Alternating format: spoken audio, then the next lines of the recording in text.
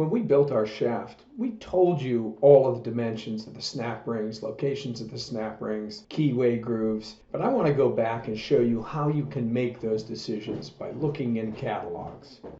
This is a page from the McMaster-Carr catalog that helps us make decisions about the snap rings that we would use on the shaft that we designed for lab number 2. You'll notice that my outer diameter shaft, where the gears are located, is 1 5/8 inches, and that tells me that for these external snap rings, I need a groove diameter of 1.529 inches, and that's a specification we will put into the drawing, and we need a groove width of 0.068 inches. Again, that's something we would dimension into the drawing. This is for this spring steel snap ring, which costs $565 for a package of 10, and they can handle 12,000 pounds of thrust load. And since the thrust loads on these straight cut spur gears are very small, that's plenty for this particular application. We do the same thing in choosing the snap rings that would be required to retain the bearings at positions A and positions B, where you know we have a 1-inch diameter shaft, and so we have to cut a groove into it that leaves a 0.94-inch diameter in the shaft, and the groove width has to be 0.046. Again, this is for this black phosphate spring steel, and in this case has a thrust load capacity of 5,000 pounds, but that's plenty good enough for the given load application. So this is what my shaft now looks like, where I've properly cut the snap ring grooves, sized according to the manufacturer's specifications for a thrust load capacity sufficient for the application we have in mind. Now what we have to do is properly size the keyways. Well, we would do some calculations to make sure our key, which would be made out of steel, could handle the loads that would be applied to it. I'm going to just skip those right now because someone else had done them for us, but we're going to use a 3/8 by 3/8, that's our 0.375-inch square key, and we're going to go ahead and make it 1 inch long, all adapted from this catalog. And here's the shaft with the rounded keyways properly cut into the shaft. Now I put some spur gears on the shaft because the shaft on the right side has a huge face width. It's 2 inches wide, and it has 54 teeth on the gear, and you'll see the little snap ring groove is in there as well. So all is looking pretty good, and I'm going to go ahead and add another gear to this system, and I'm going to choose again the 1.625-inch inner bore diameter in this gear. I'm going to use a pressure angle of 20, and now I'm going to go ahead and put 240 teeth on this gear, and I'm going to change the face width of it a bit to 1.5 inches, so it fits perfectly on that shoulder over there on the other side of the shaft. And here we go. Well, that's what it looks like, and now we can navigate around a little bit so you can see it. I got the gears on my shaft. You can see the snap ring grooves, and it's all looking pretty good. Now that I've modified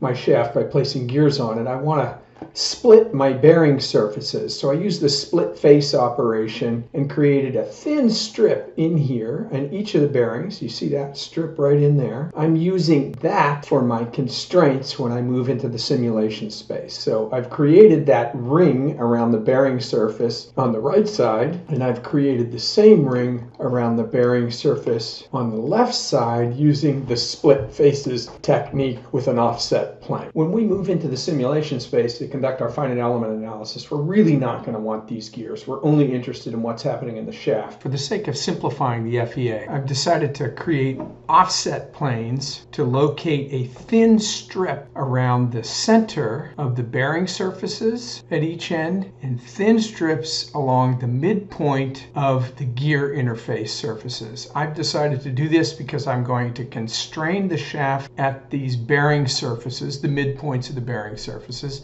and I am going to apply loads through the gears to the shaft using the annulus at each of these gear interfaces on the shaft. After splitting the faces, I go into the FEA simulation workspace for a static study, and you will see that I have constrained the little annulus at the midpoint of the bearing surfaces, and now I have to apply loads at the midpoint of the associated gear surfaces. So I will go ahead and open my load, structural load, and I will start putting forces on these targets. So on the right hand side, I got to zoom in and make sure I get the annulus. There we go. And I'm going to go ahead and apply the loads and the moments. In the location of gear 4, you'll see that I activated that annulus that represents the midpoint of that gear, and I'm going to go ahead and apply loads. I'm going to figure out what the load should be in the X, Y, and Z directions. Now remember, I'm applying a tangential load and a radial load that's going to be transferred to the center of the shaft. And so I look at my coordinate system and realize that the radial load is a y-directed force downward. And so on the right-hand side, that y-directed force is just 885 pounds. And the z-directed force is positive, and it is 2,431 pounds.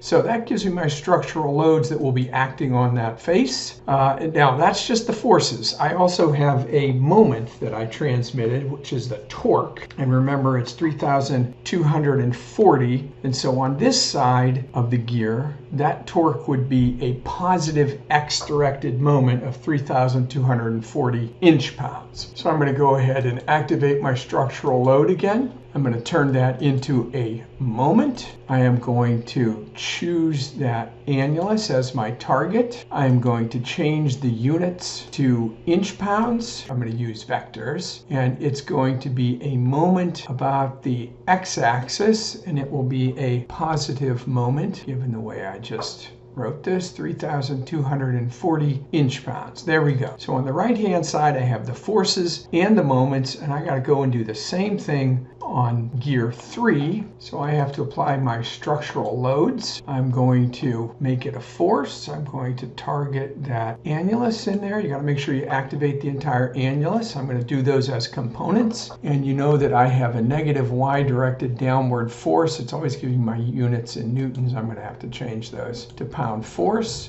My y-directed force on gear 3 is a negative 197 pounds pointing down, and my z-directed force is going to be negative, also negative 540 pounds. Okay, so that's good. Now the last thing I have to do is put the moment on that side. So I'm going to do a moment. I'm going to select that annulus again for that moment. I'm going to choose the direction, the vector designation of the moment. I'm going to make sure my units are proper inch-pounds, and I'm going to make it a negative x-directed moment minus 3,240 inch-pounds. And bingo, we got it. Okay, I made sure all my forces are making sense, that I have a downward directed y force and a tangential force in the positive z direction acting on this gear face. I have a downward directed y force and a tangential component of force acting in the negative z direction on this face over here. I have it constrained, I meshed it, and so now I'm ready to do the analysis. After you mesh it and run the FEA, you're going to get something that looks like this. And what I care about is not the high stresses near the bearings, because this constraint is really not very realistic. But we're